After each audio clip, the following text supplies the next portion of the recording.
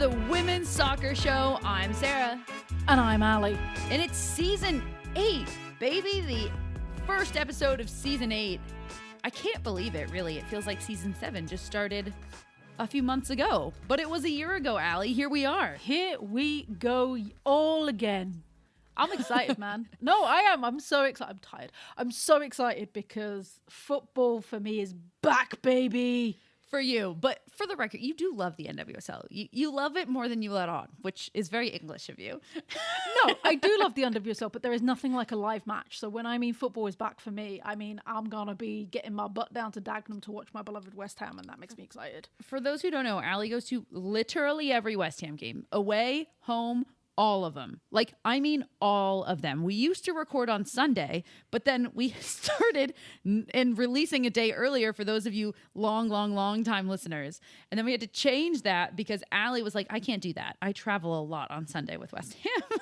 I do, because for anybody who doesn't know, I live in Manchester, so it is a 200-mile round trip for me. Anybody in the United States is like, so? All right. It's season 8. Wow.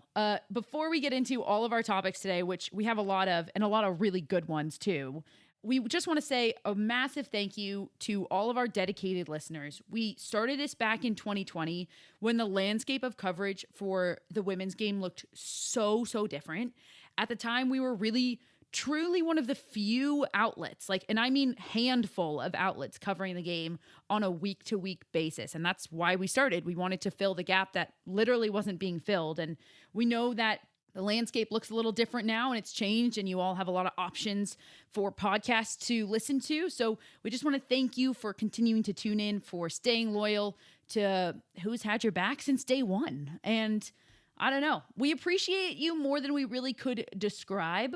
But I think that's my valiant effort at describing just how much we really do. I mean, we've been through a lot. We've done 2 Euros, one of which we went to in England. We've done a World Cup, which you all funded for us to go to give us because you wanted your specific year-long coverage at the World Cup to cover it there. And that was a massive success. So I love that we're all doing this together, and we love you. Yeah, just to reiterate that. We love you so much. Oh, that was it. That's it. That's me done.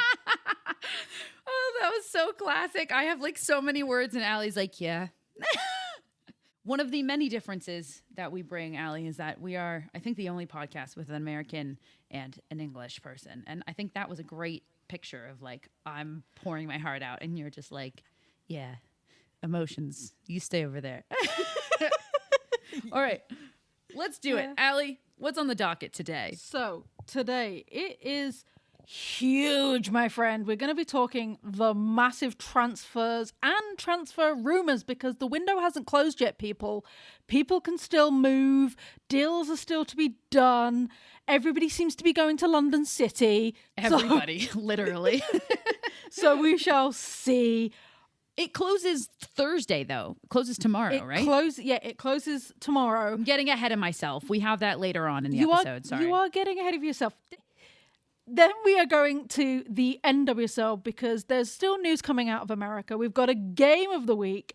Sarah got to cover the Bay FC game, and we're going to get to talk all about that and about how the atmosphere was and how amazing that game was, plus talking about Chicago and Washington and that game and that result. Was it a shock result, or are Chicago finally turning a corner? We shall see. And then the WSL of it all is kicking off this weekend. The first game is a grudge match, Chelsea versus City. Also, we will be talking about debutantes London City's first game in the WSL, and a couple of little cheeky predictions both for the league and the weekend. I'll tell you the topic, other than I'm really excited to talk about the NWSL and the sellout at Oracle Park.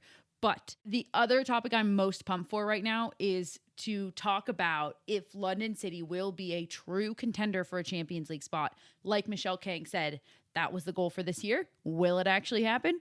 We're going to talk about it. Before we get into all of that, we just had some quick hits that they didn't really fit in any of our topics, and we really just wanted to talk about them. A lot of them we just find very entertaining. Quick hits, we'll call it recent news and reactions that we're just going to dive into right away, because let's get into the football of it all. So first and foremost, this announced on Monday by Lika Martins herself. She is retiring from not just the international game, from football altogether, and truly one of the greats, and just another footballer in the era, I think, that we're seeing so many retire in this wave of the past few years. And she will be missed. Yeah, she is an absolute legend, both of the international game of the Dutch and domestically. So it's about time. But I get it. Like, you know, going out on a high, man. I love it. She said in her post that she wants to focus on being a mother and all of that. So she's got her priorities. Okay, and so then the more weird of the news of our quick hits, Morgan Gautreau has retired from NWSL play, which is a weird way to announce it. This was so funny though, Allie. Like I have to say, I think, so I saw the announcement on Instagram and it was like a joint post with Morgan Gautreau and the NWSL. And I stared at it for a moment because I was like, I am very confused about this wording. Is she retiring? Is this just an announcement that she's never going to play in the NWSL again? Because that's kind of weird too. Like, what's going on? I went to the comments and everybody was also confused. Everybody's like, I'm not sure what's happening here. Like, does this need to be announced? It was just, have you ever seen that before? Somebody announcing a retirement from one specific league? No, it's always, I'm retiring from international. Yeah. That I've seen countless times, but from one specific league. And so she did that. And then literally a day later, she's now been announced that she's playing for Newcastle, which is a great signing for Newcastle, but it's a bit weird. I get it. I get it. I think it's a good signing, and Newcastle are on the rise, almost, arguably like the next London city. So I think it's a good investment for the both of them. Morgan Gautreau, what an international career, what an NWSL career. She was a starter on the 2015 U.S. Women's National Team that won a World Cup. Has just been just such a presence in the NWSL. So she will be missed, but I'm pumped to watch her at Newcastle. Also, we just wanted to laugh about that because it was just odd. All right, the next one. There are, quote, new WSL rules for goalkeepers. Goalkeepers have 8 seconds to release the ball once they gain possession. I can't wait for the fights about what gaining possession means, because that's sure to come down the line. So here's the process. If in the first offense, the other team's going to be awarded a corner kick. And then in the second offense, the goalkeeper is going to get a warning, plus the opposition will once again get a corner kick. Third offense, goalkeeper gets a yellow card, plus opposition gets a corner kick. Fourth offense, second yellow, and a corner kick to the opposition. And I think that this is such a specific rule, but in my mind, what this is really eliminating, because we all know that if a goalkeeper catches a shot, they then have 10 seconds to release it from their hands and punt it forward, right? It's 10 seconds, right? I think it's 10. I'm not looking at the rule book, but from my playing days, I do believe that. And the iconic image in the World Cup of Abby Wambach counting on her hands, holding it up. If you know, you know. And so first of all, this is now, I guess, making that 2 seconds fewer. But I think that the main thing that this is targeting is the goalkeeper just falling on top of it and laying there for 30 seconds before getting up. Enough with the tactical timeouts. I think this is a great rule. This isn't going to change a tactical timeout, though. A tactical timeout is a goalkeeper being oh, I'm hurt. Bring the training staff on. No, it is, because another way to do a tactical timeout is to literally fall on top of the ball and just lay there and just lay down and stay there. So this is where I predict we're going to run into trouble, because a goalkeeper is going to do that, I think, out of instinct. Then the referee might warn them with an offense. They might even award a corner kick, and then the goalkeeper, I think, in response will just start being no, I'm laying there because I'm hurt. I don't know. I guess we'll see how this rule pans out. We'll figure it out. I think that will happen until the first keeper gets sent off, and then they'll start. I don't see that happening. 4 offenses for this one thing in 90 minutes is pretty insane. I don't see that happening. And then finally, a new record has been broken in the NWSL. KK Ream has become the youngest player to score in the NWSL at 16 years and 53 days old in Utah's win over Portland.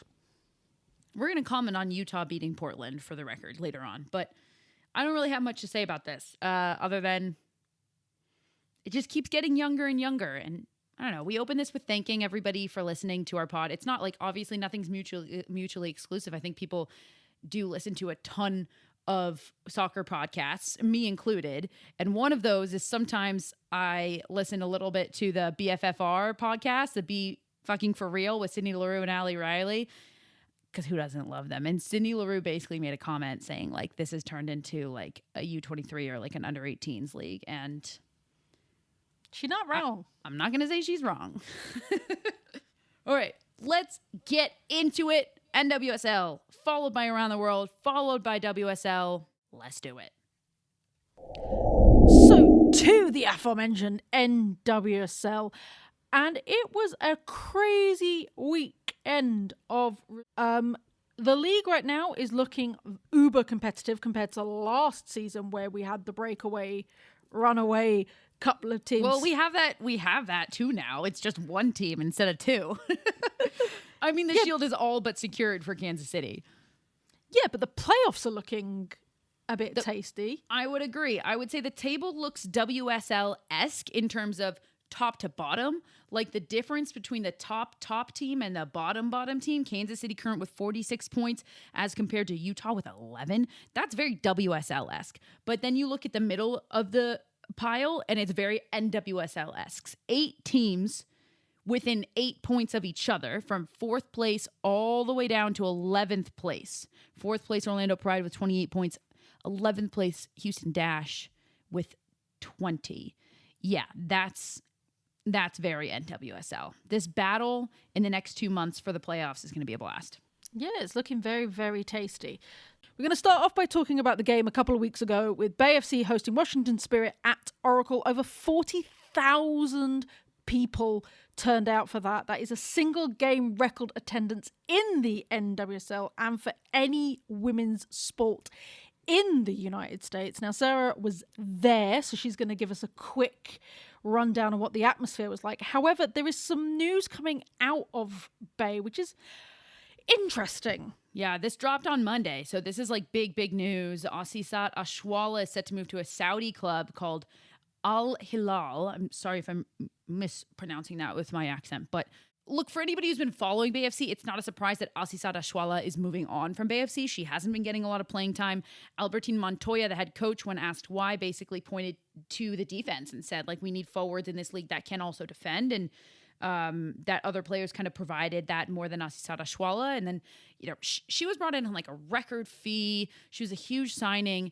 And at the end of the day, if you are brought in as like a marquee number 9, a marquee center forward, if you don't score, your job is not secure.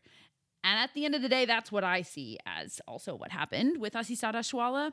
I am really shocked that she's going to Saudi Arabia. That's the concerning thing for me. I'm like, I could see her going to another European club, going to another NWSL club, but the Saudi club for me is a bit interesting. Like I said, I can't blame anybody for like wanting to get paid too, though. Like it's a tough balance, because it's like, okay, well, if you feel safe and you've done your research that you're going to be okay and you're getting a bag over there that you wouldn't get anywhere else and you want to get your money while you can, go get your money. Like, I don't know. There's not a lot of it to go around in the game still, so go get it. I don't know.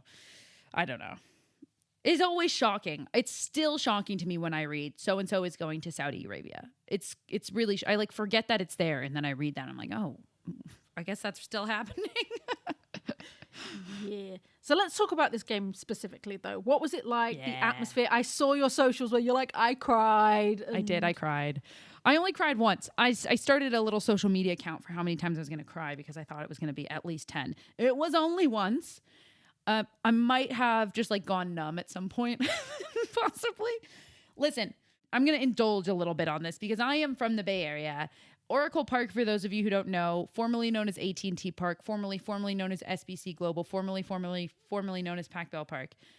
It is where the San Francisco Giants, the Major League Baseball team for San Francisco, play, and it is my favorite stadium in the entire world. And I grew up there. I grew up going to games there, and to be there with over 40,000 people watching a women's soccer game for a club that is based in my hometown at a stadium that I grew up going to. Like, I think it's as close as I could get to understanding the English and their ties to their like town's soccer team. Like, I had a moment where I was like, oh my God, like I really get it. I really feel like I get it on a new level now. I don't know. I have the stadium, but it's not like baseball's my true sport. So this was like my stadium and my sport all combining, and it was insane. But the atmosphere was unreal, I have to say. San Francisco, the Bay Area, turned out. It felt really electric. Everybody showed up hours before game time. They had a halftime performance with Bay Area rappers and hip hop artists that were like so intrinsic to the Bay. And it just felt like a party. It felt like a celebration. It felt like an atmosphere that I could have felt at like a major international tournament. And everybody was just so happy to be there. And I don't know, for me, two things came out of this to kind of transition out of the atmosphere. But two things for me came out of this. Number one, Bay FC need to move into San Francisco. And I've known that. We've all known that. We've all said that for a long time. But this was a really good picture as to why. And we've said the same thing about Gotham FC. You need to go in the United States, and this is my opinion, in the United States, for a women's sports team, you need to put the stadium where the queers are. Oh, that was not where I thought you were going. I thought you were going to go like where the transport is. Or No. where...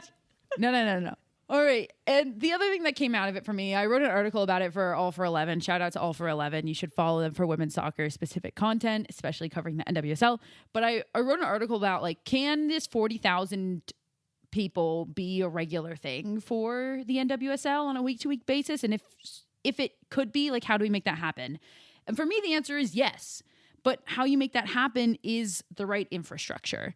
And part of the right infrastructure is the right location and building stadiums in places where there are that many people that want to go on a regular basis. Yes, with obviously transportation. And when I say people that want to go on a regular basis and want to support, I kind of do mean where the queers are.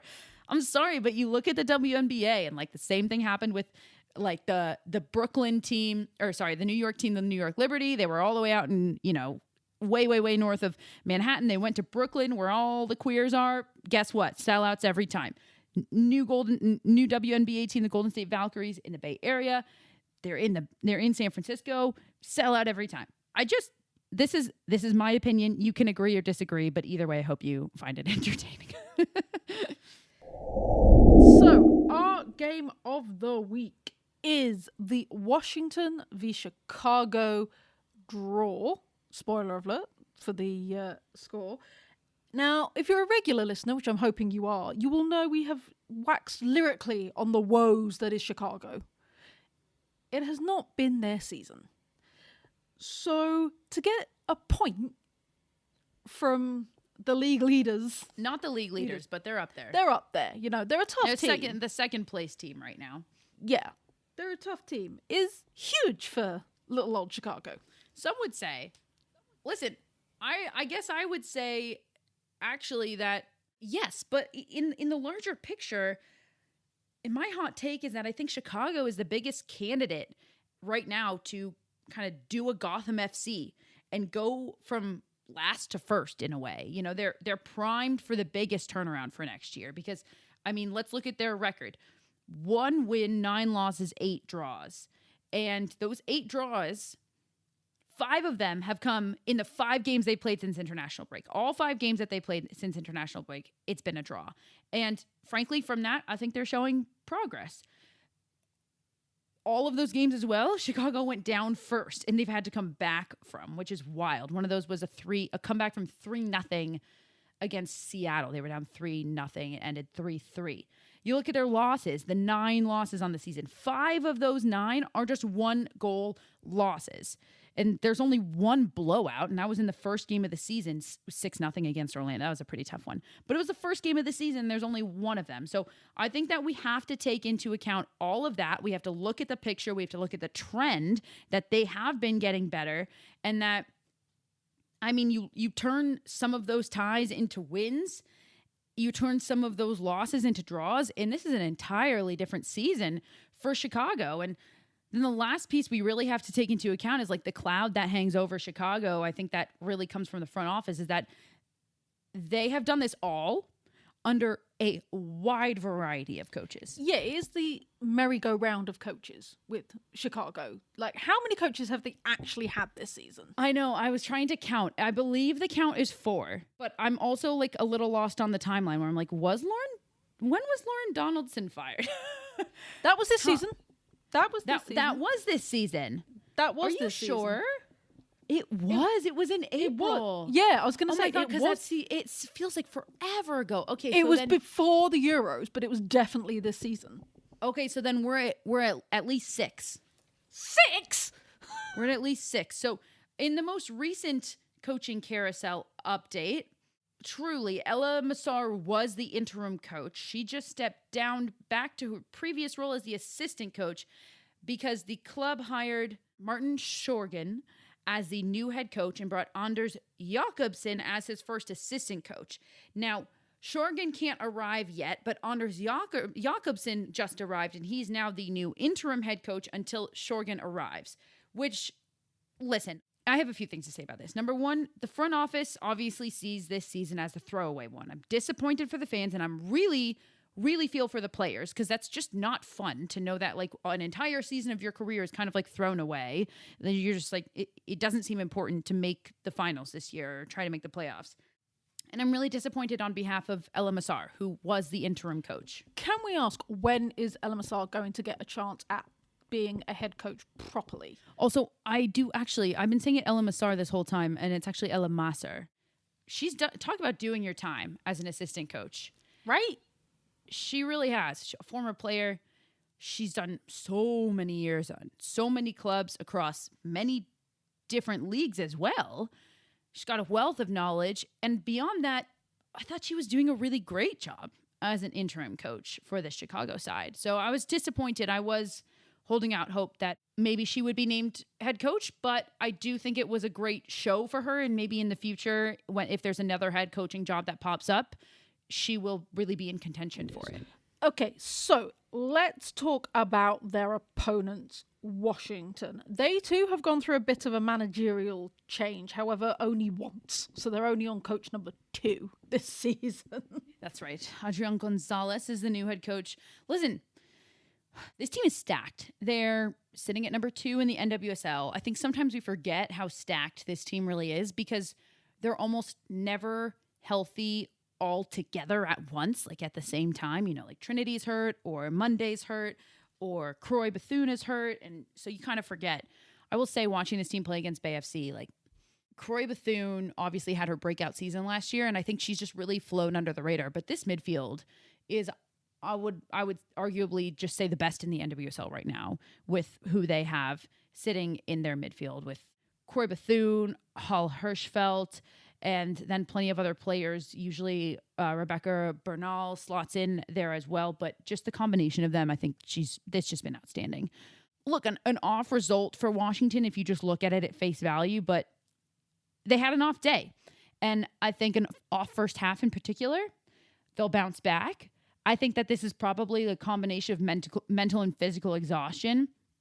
They were playing in El Salvador on a Tuesday for the CONCACAF W Champions Cup. And then they flew from there directly to the Bay Area, played at Oracle Park that next Saturday. So 4 days later, in front of 40,000 people, which is, I think, emotionally very exhausting. Then they flew back home and played this game. And now they have another midweek game coming up on Wednesday, today when this drops, at home against Vancouver again for CONCACAF W Champions Cup. So it's just one of those classics. Like we see this in the WSL. Like when teams start to stack a lot of games from different tournaments, it adds up and sometimes it comes out. And I think that's what this was for Washington. But this wasn't the only weird or unexpected result, was it? Yeah, no, it was definitely not underdogs. 2 of the bizarrest results was 8th place Gotham beating 4th place Orlando 2-0. And then last place Utah getting a 2-1 result against 6th place Portland. So there was definitely some good weeks for the underdog and some off weeks for the not so underdog. NWSL is still NWSLing, as we say.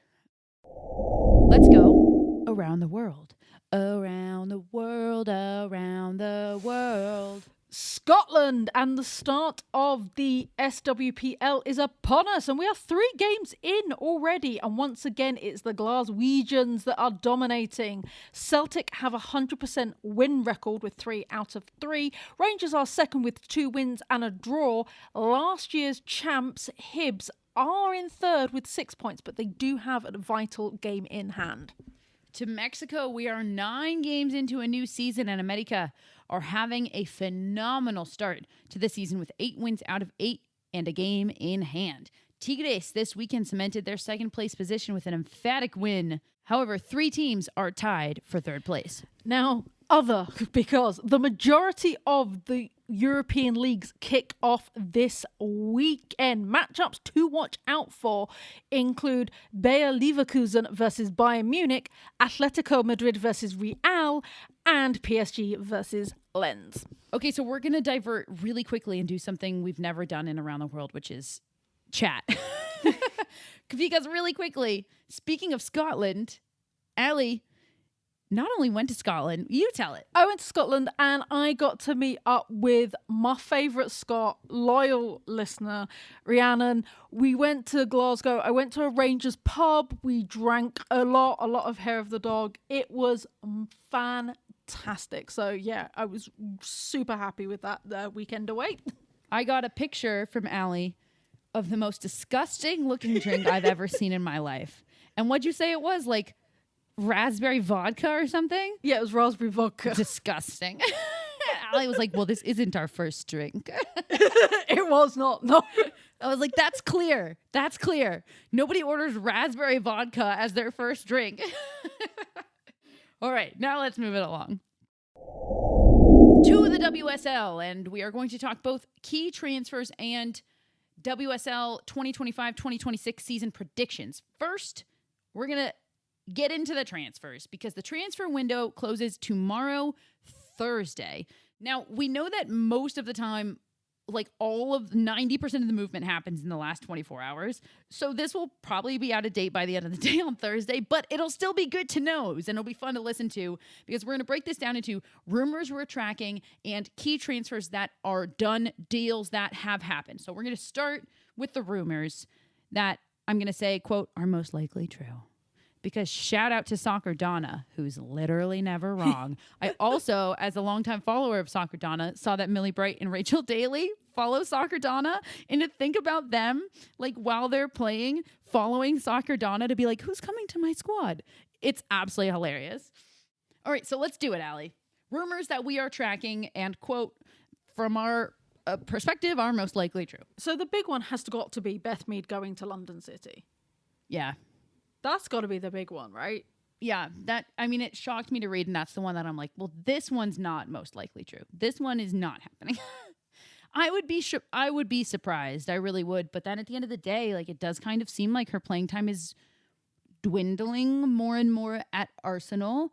And if she's been promised more playing time at London City is stacked right now. Like I believe that they're going to do well in their first season. Will they win the league? Probably not, but it's not like she's choosing to go to a team that's about to go get relegated once again. So if it's true, I don't think it's a bad move. I think it's a terrible move because, again, she won't get playing time because you look at the players they've got. Like, I think she would. No, not as much as she'd want. In her position, I think she would. In her position, she'd get the same amount of playing time as she would at Arsenal. Okay, you know what? The fun part of this is that we're going to get to be able to find out. Another huge one that we are tracking that does really appear to be true. Alyssa Thompson is rumored to be going to Chelsea. She's also taking time off from Angel City right now, which is an even bigger indication that this is pretty true. I get why players want to come to Chelsea, but at the same time I don't, because the competition is fierce. Yeah.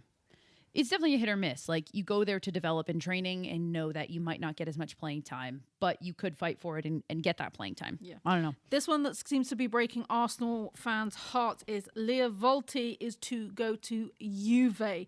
She did put up a picture which showed she clearly was not in London, and with the season starting soon, I'd say that's pretty accurate. No comment. To break United's hearts, Grace Clinton rumored to be going to Manchester City. I don't know if she's dumb enough to break the divide, but she wouldn't be the first player to do it. I'm just saying. Enough said. So this is the most controversial one, I will say, out of our entire list. And one that I think you have a lot of history and knowledge on as well as a West Ham United fan. Yeah. Many thoughts and opinions on this one. So it was announced late last week that Matt Beard had broke his contract with Burnley FC. For instance, no, Burnley are in Division 3, so it's the FA Northern one, so it's the one below WSL 2. And the rumour is because he wants to speak to Leicester City, because Leicester City let go of their manager very quickly in pre-season. This is all sorts of wrong. Yeah, well, apparently in the contract that he signed with Burnley, they said that he wasn't allowed to speak to WSL clubs. And so he's basically gone. He brought in... So did they release him because they're like, you spoke to WSL clubs, you broke the contract, you're gone? No, He's he gone quit. from Burnley? No, he quit. Okay. He was like, I'm out of here. Wow. And this is why it's so many levels of wrong, because A, he's committed to some players for 2 months of this preseason. He's brought a load of players that know him, love him, have played with him at various different clubs. There's so many ex-West Ham players that went to Burnley, ex-Liverpool players. Mel Lawley took 2 leagues down. She was at Everton and took a step 2 leagues down. So clearly saw some vision that Matt Beard was presenting her, and is now left in the lurch with no manager before their season starts because his head has been turned by a WSL club. I think it's such poor form. I'm just curious how Leicester City have left this until such the last minute that we are within a week of kickoff of this season and they are without a head coach. Yep. What's going on, Leicester City? Perhaps my pick to be relegated because of that. We'll find out. All right, next up, let's talk key transfers. These are deals that have been done. The ink has been inked. What is it? The pen has been inked. It's all been signed. The T's are crossed. The I's are dotted. Signed, sealed, delivered. Katie Zellum to the London City Lionesses. We're seeing a trend here of a lot of players from Angel City moving to England. Yep, absolutely. Speaking of, her Angel City teammate has also gone to London City, Alana Kennedy. They got a 2-for-1 deal on that one. So yeah, so it's those two. And then obviously if this Alyssa Thompson rumor's true, that's another one. And those are 3 big players. All right, well, to replace Katie Zellum from 2 years ago, Rolfo is going to Manchester United. I mean, like any club who got Rolfo was going to be better for it. So good for United. 100%. This is a player that has moved around a lot. So Ruby Mace has gone to Everton. So she was at Arsenal for a bit. Controversially signed for Man City before when she turned 18. Didn't really get the game time at Man City. Got injured. Ended up at Leicester. And then Everton bid for her. Leicester said no, but they obviously have increased their bid, so she's now been accepted and she will be a toffee for this season. Another player that's actually spent a lot of time at a lot of different clubs is Hayley Raso. Hayley Raso, the Australian international, the Matilda, who was playing for Tottenham, is now going to be playing in Germany for Eintracht Frankfurt. She signed a contract until 2027 for an undisclosed fee. Everybody's favourite player at the Euros, Michelle Adjiman, has re-signed with Arsenal and has gone straight back on loan back to Brighton. Brighton are going to be good again. I really see good things for them.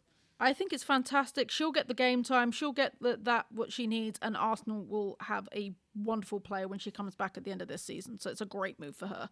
Manchester United tried to sign Giovanna Hoffmann. If you watched the most recent Euros, you definitely remember her. German international. She came up so big for that Germany team late on in the tournament. Absolutely outstanding. I would call her kind of like a standout player from the tournament. So they tried to sign her from RB Leipzig, but the negotiations have collapsed due to a disagreement over the transfer fee. So for the meantime, she will be staying in Germany. And as we alluded earlier, Morgan Gautreau has gone to Newcastle United. So hopefully he's going to boost their promotion power for the season coming on. Championship's going to be wild again. Yeah, it really is. It's going to be fun.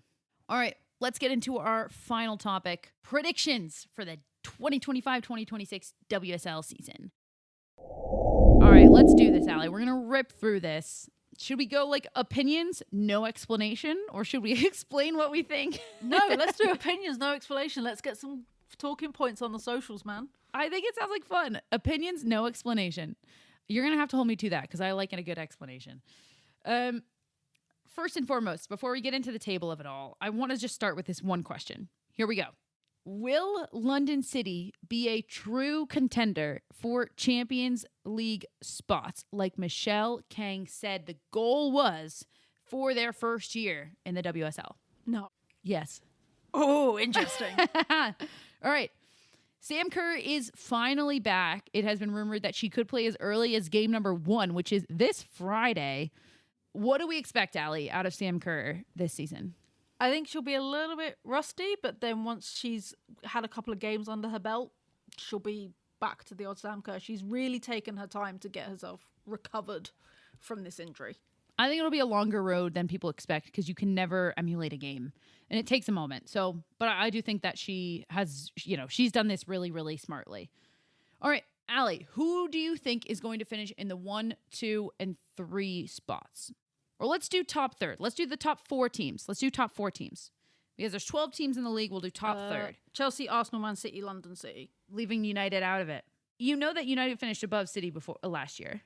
Yes, but City, United have got Champions League, City don't. And when City have Champions League, they tend to fail. When they don't have Champions League, they tend to get back into the Champions League spots. I'm just going to do it. Chelsea, Arsenal, London City, United. Who do you think will be, let's do bottom 3, and who do you think's getting relegated? Leicester, Aston Villa, Spurs. Spurs are getting relegated. Leicester, Aston Villa, Spurs. Oh, okay.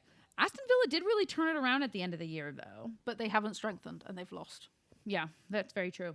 I'm going to go with Tottenham, Leicester City, and Everton. And I think Leicester City are getting relegated. Okay, who do you think is going to be the biggest surprise, Allie? Who do you think people are going to be? I feel like the Brighton of last year, in other words, where it's like, yeah, Brighton made really good transfer moves last year, but they climbed further in the table than we even expected. Who's this year's Brighton? I mean, obviously all eyes are going to be on London City because of the signings they've made, the money they've got, the backing. So is it a surprise? I think as a newly promoted team, it's a surprise if they don't get relegated again. True. That's a good pick then. So yeah, I would say probably London City. I agree, for the sad fact that I'm looking at all of these other teams and thinking that there really isn't another one. Like, I don't think any of these other teams have made strong enough moves. Like, Aston Villa haven't made enough moves. Liverpool haven't made enough moves. Everton haven't made enough moves. West Ham have made some moves, actually, though, Allie. We have. They could be a contender for this answer. The thing I will say about my beloved West Ham is we haven't had the mass exodus we normally have. Right. We've kept some key players and we have added some players in, so we shall see. We did well in preseason, so... And those were, I mean, I just listed all of the middle of the table teams from last year. Yeah. We could be the leader of the mid-pack. Yeah. And I mean, listen, people forget Tottenham finished 11 of 12 and once again disappointed in them. Maybe they're my pick to be relegated. Yeah, they haven't strengthened and they've just lost one of their key signings in Russell. Yeah. You can't just rely on England. Yeah. I'm still going to stick with Leicester City for the pure fact that they literally don't have a coach. And to me, that indicates there's much, much bigger problems. All right, let's do it. Let's talk about this weekend. Friday night, the WSL kicks off its weekend 1 of the 25-26 WSL season. So let's talk about these games, starting with Friday, September 1st, starting off strong, Chelsea against Manchester City. Oof. What do you expect from this? It's going to be big. It's at the big stadium. It's at Stamford Bridge. It's going to be a huge crowd, despite it being on a Friday. Yeah, do we want to talk about the new timings of games, people? Because go for it. I feel like I feel like that hasn't been headline news, so let's do it. No, let's talk about it because they are getting rid of the late night Sunday game. No longer will there be an 6:45 kickoff on a Sunday. They will still be happening on a Friday. Most of the games now will be kicking off at 12 p.m. That's noon. I am not a fan of this because obviously with the time change, that really affects me terribly. But I want to know how you feel. I hate it. I think that attendances will go down because the way the WSL have marketed themselves as to being a kid-friendly and a child-friendly thing. Well, most girls that they're aiming it at want to play their own football on a Sunday morning. I think this is disastrous. As somebody who travels a long way, it means 5 o'clock starts for me. It means if you're Brighton and you're playing Manchester United at Lee at 12 o'clock on a Sunday, you have to either stay overnight or get up at stupid o'clock in the morning. I think this is short-sighted and dumb. It's also bad for viewership. Most people are out in the middle of the day on a Sunday. Almost everybody's home on a Sunday night. You put it on the TV, you have it on while you make dinner. It's just a better time slot. That's why people in the NWSL are mad when the final is at 12 p.m. on a Saturday or something. It's like, well, nobody's going to watch that. Like, what do you think these viewership numbers are going to be? I also, might I add, despise. I did not know that was their reasoning, Allie. You're saying that they've done this because they want to market the product of the WSL to kids and families. Yep. That's as like tired of a narrative and like worn out and just like we're past that as much as like people talking about women's soccer as just an inspirational tool to inspire young girls. Like we're past that. We're done with that. It's not an inspirational tool. It's not just for like young girls playing soccer. It is for everybody to enjoy as a wonderful game and a wonderful product. And that pisses me off. A lot of what the new branding and marketing has been for the WSL is not good.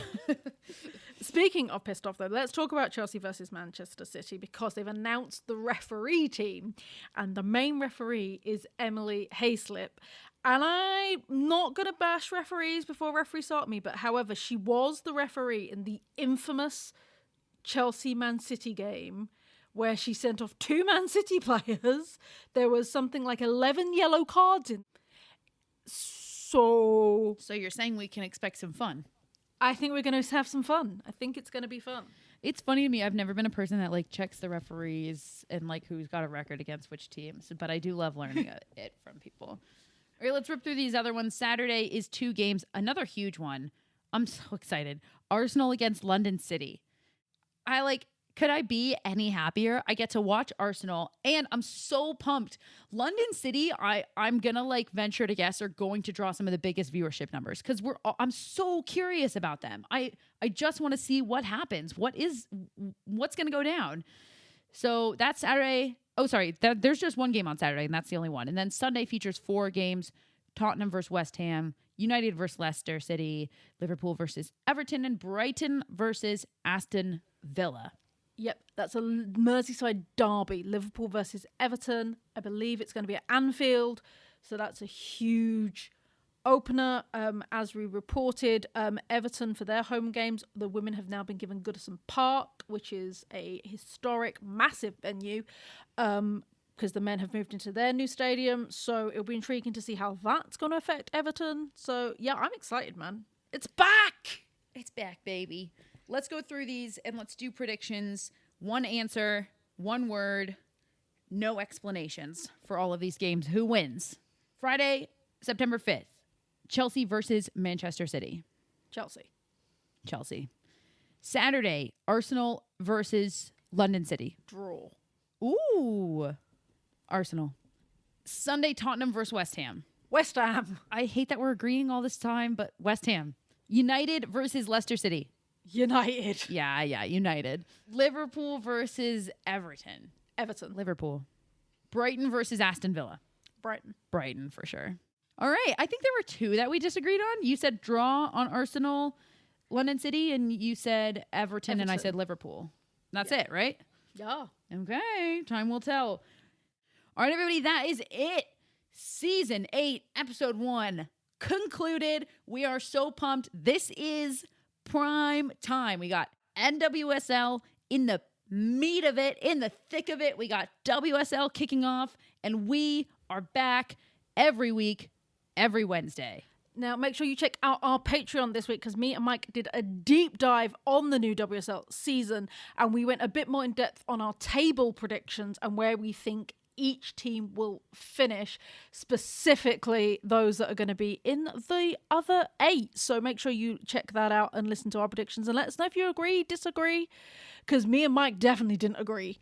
It's just the cost of 1 cup of coffee a month. $2, $3, less than a cup of coffee at this point, at least if you live in the United States, it's like half of a cup of coffee per month to support your independent media.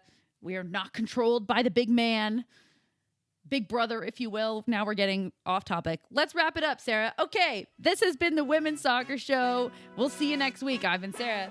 And I've been Ali. Thanks, everybody. Good night.